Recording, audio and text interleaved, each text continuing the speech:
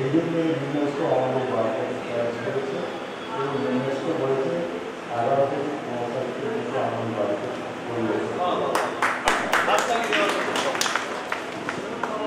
In fact গত বছর প্রথমবারের জন্য আমি শ্রেষ্ঠ বনেদি বাড়ির পুজো শুরু করি।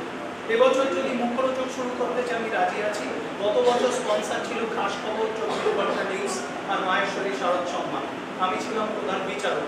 তার কারণ বনেদি বাড়ি নিয়ে সেই মাতামাতিটা হচ্ছিল না যতটা বারোয়ারি পুজো নিয়ে হচ্ছিল। চারপাশে বারোয়ারি পুজোর কার্নিভাল, বারোয়ারি পুজোর মিউজিয়াম, এটা অমুকের পুজো, তমুকের পুজো, ফিতে কাটলেন অমুক, ফিল্ম আর্টিস্ট। বনেদি বাড়িগুলো অন্ধকারে থেকে যাচ্ছিল। তাকে তুলে আনার জন্য আমি শ্রেষ্ঠ বনেদি বাড়ির পুজো চালু করি। আমি তার জাজ। এবছরও থাকবো। সপ্তমীর দিনটা তার জন্য রিজার্ভ রেখেছি। আপনাদের সবাইকে বলা রইল। তাই যে হল অফ ফেমটা দিয়েছিলাম, একটা শোভাবাজার রাজবাড়িকে, একটা লাহাবাড়িকে, আর একটা বদনচন্দ্র রায়ের বাড়ির পুজোকে দিয়েছিলাম। লক্ষ লক্ষ লোক দেখেছিলেন সেই ছবিগুলো, সেই ভিডিওগুলো।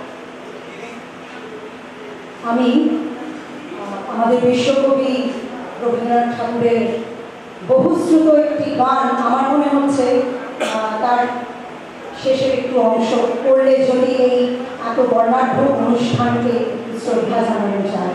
এবং এই গানটির একটি বিশেষত্ব আছে, আমি এই গানটির পর বলবো। জগতে তব কি মহোৎসব বন্দন পারে বিশ্ব, শ্রী সম্পদ ভূমাস্পদ নির্ভয় শরণে, আনন্দ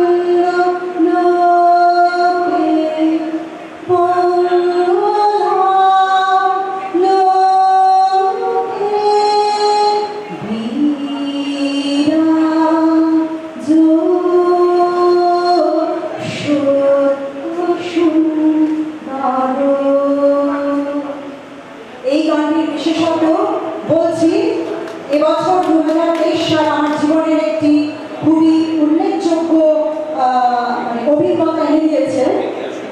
আমি প্রাক মেমোরিয়াল স্কুলের বায়োলজি টিচার।